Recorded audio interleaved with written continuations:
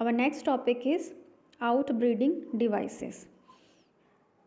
So outbreeding devices में क्या होता है कि हमें जो सेल्फ पॉलिनेशन है, सेल्फ पॉलिनेशन को तो हमें क्या करना है, डिस्करेज करना है, और एनकरेज हमें करना है क्रॉस पॉलिनेशन को। रीज़न क्या है ऐसे करने का कि जो सेल्फ पॉलिनेशन होता है उसमें जो प्रोजेनी हैं, जो न्यू स्पीशीज़ आ रही हैं, वो कैसी होंगी, हर जनरेशन के बाद वीक होती चली जाएंगी।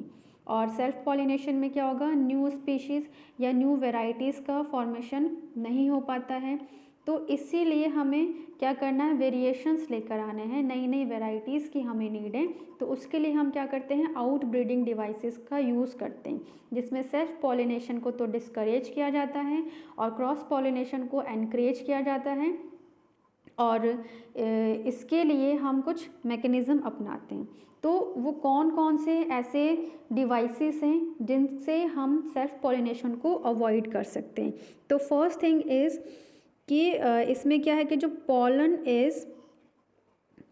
pollen release and stigma receptivity are not synchronized, कि जो pollen रिलीज़ हो रहे हैं और जो स्टिग्मा रिसेप्टिव हो रही है, ये दोनों चीज़ें एक साथ नहीं होनी चाहिए। या तो pollen ग्रेन्स पहले रिलीज़ हो जाए, स्टिग्मा बाद में रिसेप्टिव हो, या इसका उल्टा हो जाए। तो ये दोनों चीज़ एक साथ नहीं होनी चाहिए, तभी हम सेल्फ पॉलिनेशन को अवॉइड कर सकते हैं। सेकेंड थिंग कि इसमें जो एंथर हैं और जो स्टिग्मा है, इनकी जो पोजीशन है वो अलग कर दी जाए। एंथर और स्टिग्मा को डिफरेंट पोजीशन में कर दिया जाए, जिससे जो पॉलन ग्रेन्स हैं वो जो सेम फ्लावर हैं उस पर नहीं जा सकेंगे।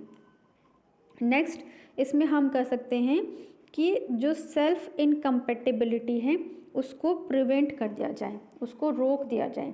तो सेल्फ इनकम्पेटिबिलिटी को रोक देंगे, जिससे क्या होगा, जो पॉलन ग्रेन है उसका जर्मिनेशन ही नहीं हो पाएगा और जो सेल्फ पॉलिनेशन है उसको हम प्रिवेंट कर सकते हैं। नेक्स्ट हम इसमें ये कर सकते हैं कि जो यूनिसेक्सुअल फ्लावर्स हैं उनका प्रोडक्शन किया जा सके, क्योंकि जो यूनिसेक्सुअल फ्लावर हैं इसमें male flower and female flower क्या होंगे, अलग होंगे, जिससे हम क्या कर सकते हैं, सेल्फ पॉलिनेशन को ईज़िली हम जो है प्रिवेंट कर सकते हैं। तो इसमें एग्जांपल हैं जैसे कैस्टर एंड मेज। तो ये मोनोशियस प्लांट्स हैं और ये क्या करेंगे, सिर्फ ऑटोगैमी को प्रिवेंट करेंगे, जिटेनोगैमी को प्रिवेंट नहीं करेंगे। अगर हमें दोनों को प्रिवेंट करना है तो हम कुछ स्पीशीज़ है जिन्हें हम ग्रो करा सकते हैं, जैसे पपाया। ये क्या करती हैं, जो ऑटोगैमी और जो जिटेनोगैमी है इन दोनों को ही प्रिवेंट करती हैं। तो ये क्या थे, आउटब्रीडिंग डिवाइसेस थे, जिनको हम यूज़ करके क्या कर सकते हैं, ये जो इनब्रीडिंग डिप्रेशन है उसको हम क्या कर सकते हैं, प्रिवेंट कर सकते हैं। Now the next topic is pollen pistol interaction. तो पॉलन पिस्टल इंटरेक्शन में क्या होता है कि जब पॉलन ग्रेन्स क्या करेंगे, स्टिग्मा पर लैंड हो जाते हैं, उसके बाद जितने भी इवेंट्स आएंगे वो सब क्या कहलाएंगे, पॉलन पिस्टल इंटरेक्शन कहलाएंगे। और ये जो पॉलन पिस्टल इंटरेक्शन है ये एक डायनामिक प्रोसेस है।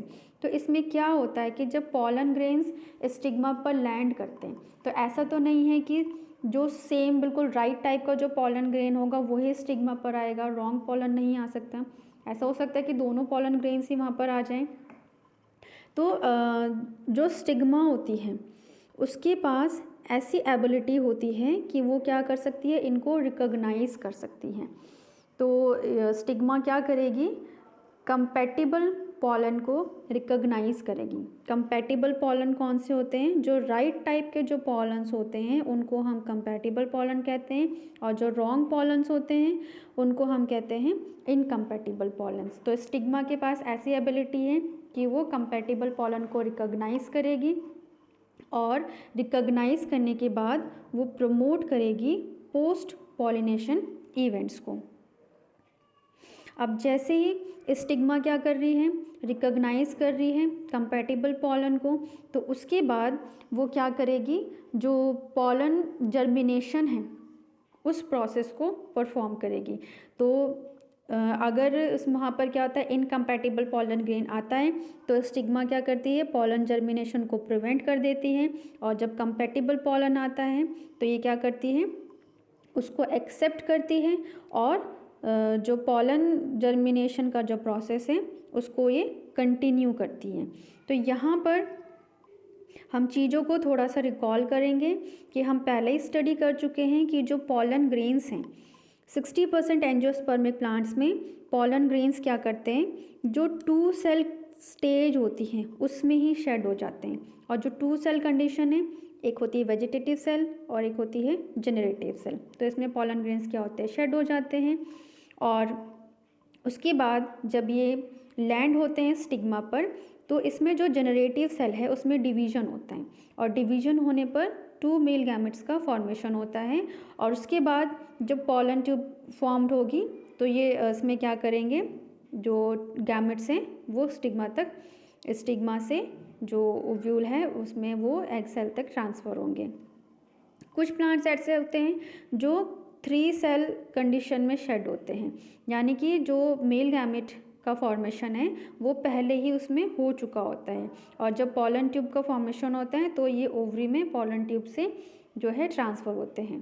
तो ये चीज़ें हम पहले स्टडी कर चुके हैं और हमें पता है कि ये जो पॉलन पिस्टल इंटरेक्शन है वो क्या है, एक डायनामिक प्रोसेस है। क्यों? क्योंकि इसमें जो स्टिग्मा है उसके पास एक ऐसी एबिलिटी होती है कि वो रिकॉग्नाइज कर सकती है कंपैटिबल और इनकम्पैटिबल पॉलन में और फिर आगे फर्दर वो पॉलन जर्मिनेशन में हेल्प करेगी। Next is artificial hybridisation. तो the knowledge on pollen pistil interaction helps in crossing between species to produce commercially superior species। कि हमें जो नॉलेज मिली है पॉलन पिस्टल इंटरेक्शन की तो ये हमें हेल्प कर रही है डिफरेंट स्पीशीज़ की क्रॉसिंग में, जिससे हम क्या कर सकते हैं, कमर्शियली जो सुपीरियर वेराइटीज़ हैं उनको हम फॉर्म कर सकते हैं। तो इसके लिए हम क्या करते हैं, कुछ टेक्निक्स यूज़ कर सकते हैं और ये जो टेक्निक्स हैं वो है इमैस्कुलेशन एंड बैगिंग। और बोर्ड के पॉइंट ऑफ व्यू से देखें तो ये बहुत ही इंपॉर्टेंट टॉपिक है, इसके ऊपर काफ़ी क्वेश्चंस जो हैं वो बोर्ड एग्ज़ाम में आते हैं। तो इसमें जो आर्टिफिशियल हाइब्रिडाइजेशन की जो ये टेक्निक्स हैं इमैस्कुलेशन एंड बैगिंग, तो इनको हम स्टडी करते हैं। इमैस्कुलेशन में क्या होता है कि अगर हम ये जो प्रोसेस है वो परफॉर्म कर रहे हैं बाइसेक्सुअल फ्लावर जिसमें मेल और जो फीमेल ऑर्गन होते हैं वो सेम फ्लावर्स में ही होते हैं, तो उसको बाइसेक्सुअल फ्लावर कहते हैं।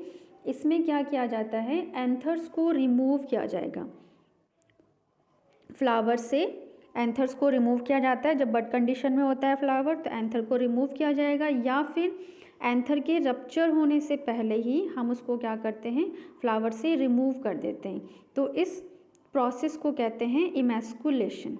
अब ये जो इमैस्कुलेटेड फ्लावर हैं, एक सुटेबल साइज़ का बैग लेके, जो जनरली बटर पेपर से बना हुआ होता है, तो उससे लेकर हम क्या करते हैं, कवर कर देते हैं फ्लावर को।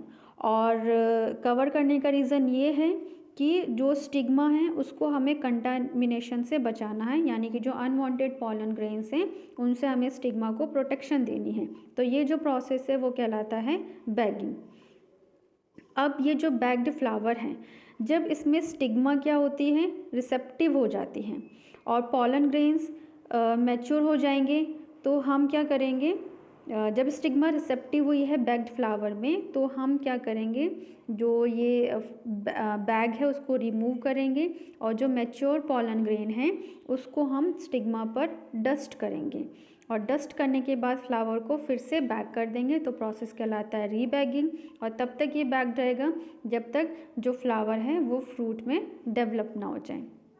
ये प्रोसेस हम करते हैं बाइसेक्सुअल फ्लावर में। इन केस अगर हमारे पास क्या है, यूनिसेक्सुअल फ्लावर है, जिसमें क्या होता है, मेल और फीमेल फ्लावर क्या होते हैं, अलग अलग होते हैं, तो इसमें जो इमैस्कुलेशन प्रोसेस है उसकी नीड नहीं होती। बस हम इसमें क्या करते हैं, जो फीमेल फ्लावर है उसको हम क्या करेंगे, कवर कर देते हैं। और जब स्टिग्मा क्या होगी, रिसेप्टिव होगी, तो डिज़ायर्ड जो पॉलन ग्रेन्स होते हैं हम उसको क्या करेंगे, डस्ट कर देते हैं। और डस्ट करने के बाद फर्दर उसको जो है कवर कर देते हैं तो प्रोसेस क्या कहलाता है, रीबैगिंग कहलाता है।